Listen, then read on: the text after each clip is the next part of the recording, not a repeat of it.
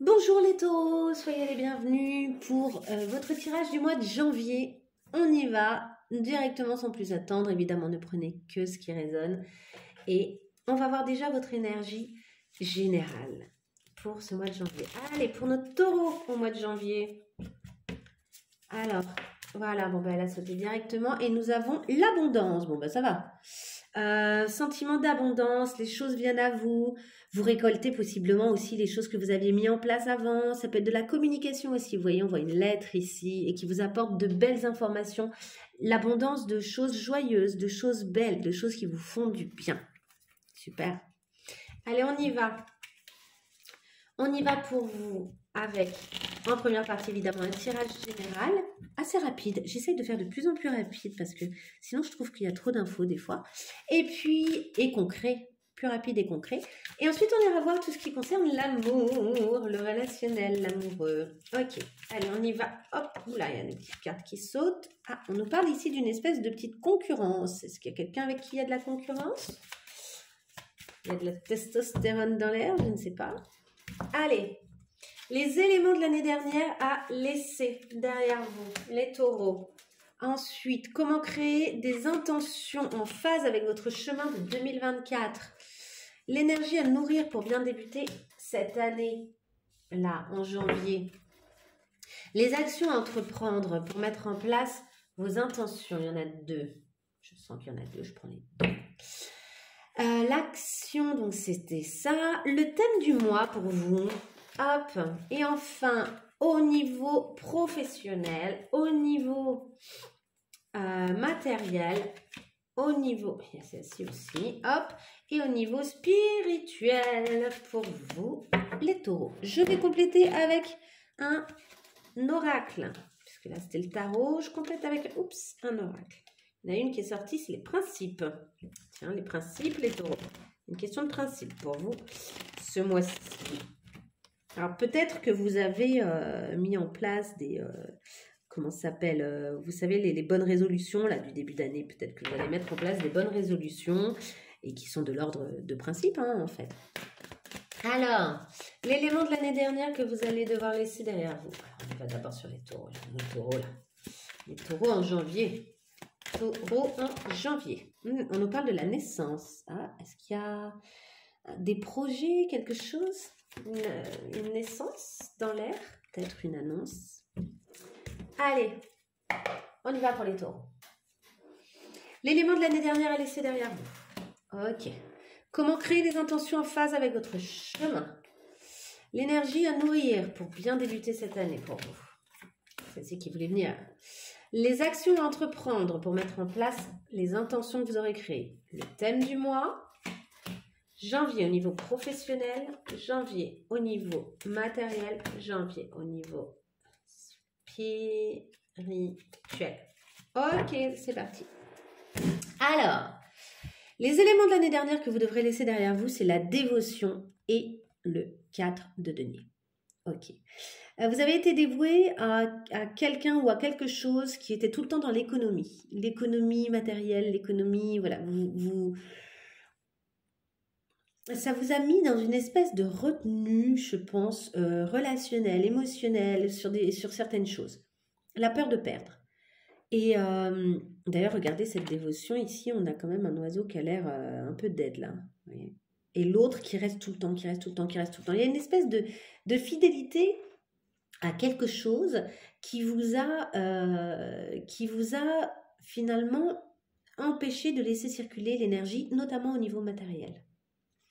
Et ça, on vous conseille de le mettre de côté, quoi. C'est quelque chose qui ne vous sert plus. Ok. Comment créer des intentions en phase avec votre chemin de 2024 là, pour le mois de janvier? Comment commencer à créer ces belles intentions? Nous avons ici l'ostentation et le 6 de coupe.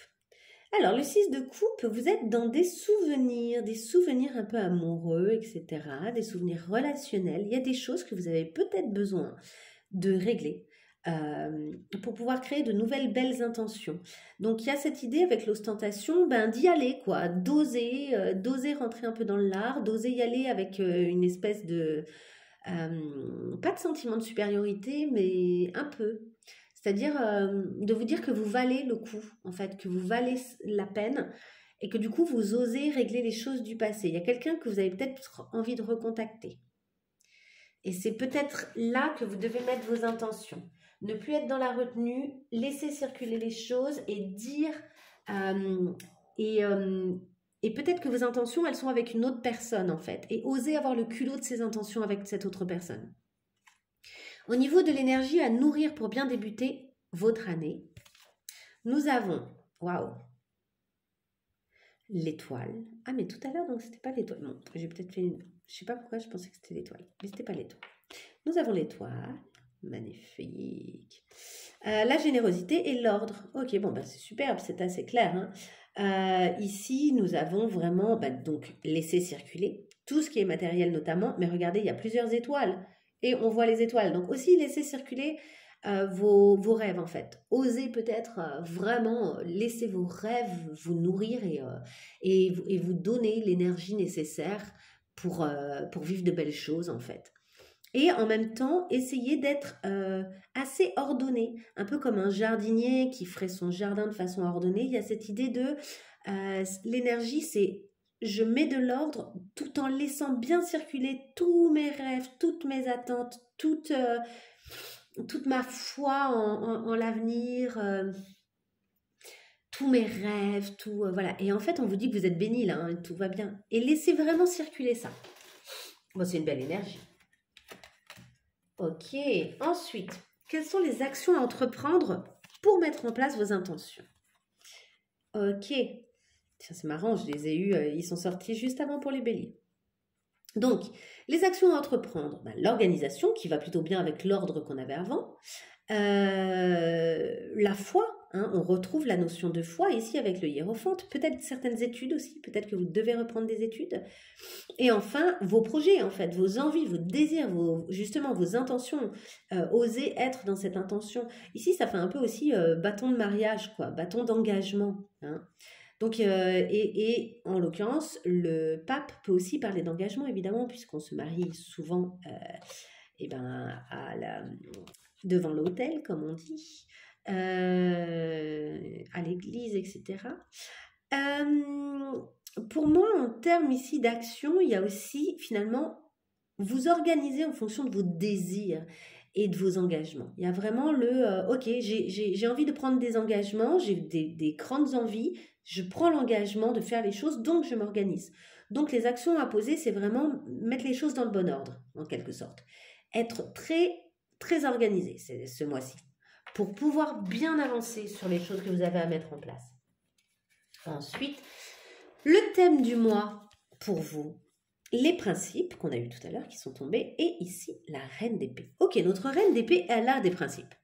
Le thème du mois, c'est peut-être que vous clarifiez vos principes et que vous soyez très clair en fait avec vos valeurs, vos principes. C'est ça qui vous libérera d'une certaine manière et qui vous mènera aussi à votre pleine puissance. Respectez vos principes et n'hésitez pas du coup à trancher si c'est nécessaire, parce que la reine d'épée, elle tranche quand c'est nécessaire en fonction des principes. Donc en gros, si vos principes ne sont pas respectés, peut-être qu'il y a des relations ou des choses ou des projets avec lesquels vous aurez envie de prendre des distances.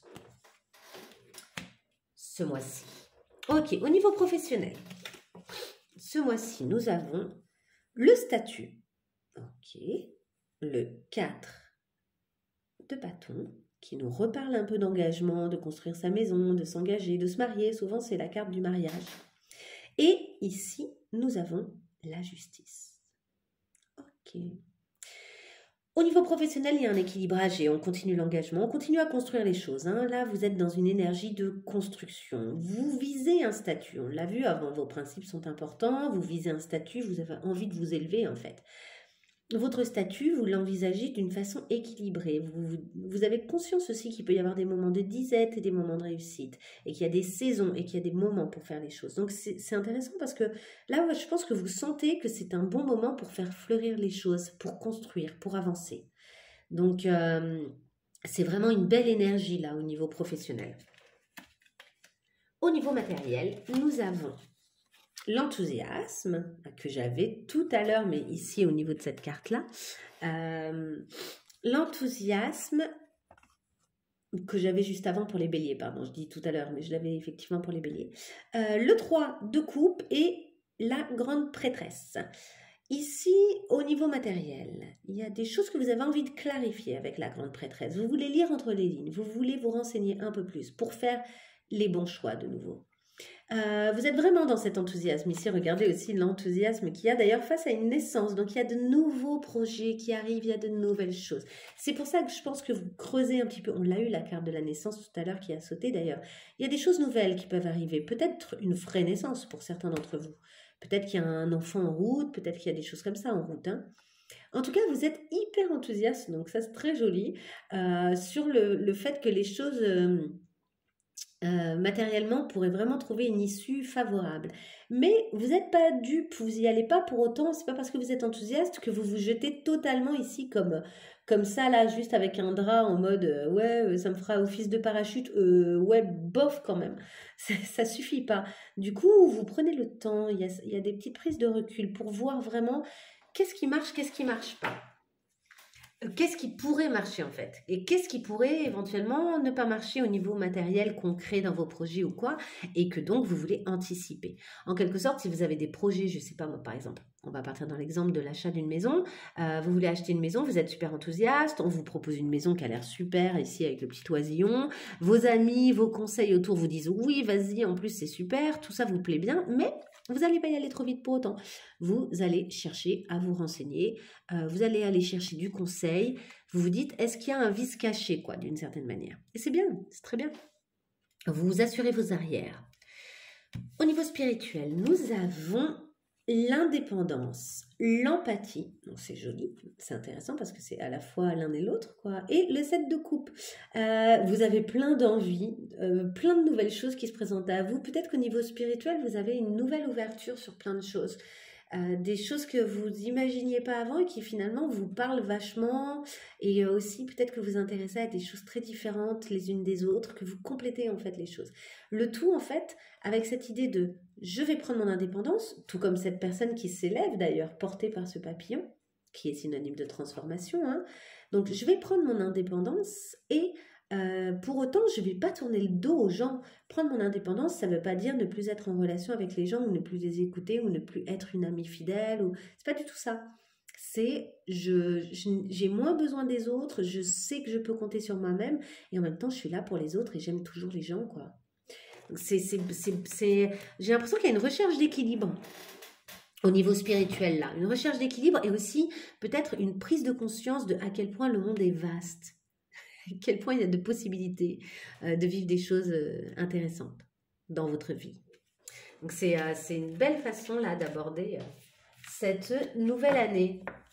Pour l'instant, franchement, même les béliers, c'était très sympa le tirage. Donc j'ai l'impression que les énergies, elles sont quand même très sympas. Alors, on va aller maintenant au niveau amoureux. Allez, pour nos taureaux.